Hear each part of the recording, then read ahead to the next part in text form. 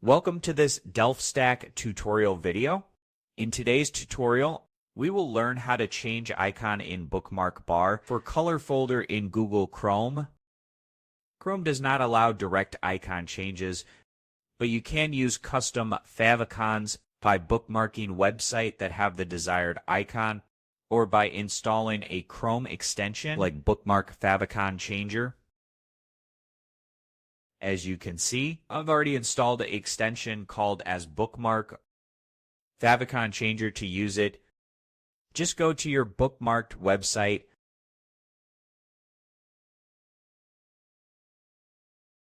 Now, after you are in your bookmarked website, just go to Extension and click on Bookmark Favicon Changer. Click on it and click on Change Favicon. Select any image that you want. Let's say I want to choose this.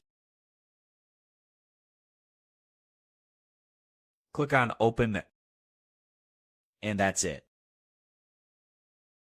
We just customized bookmark bar folder icon in Chrome using a favicon changing extension, making bookmarks easier to identify and visually organized. Thanks for watching, and don't forget to check out the next DelftStack tutorial videos.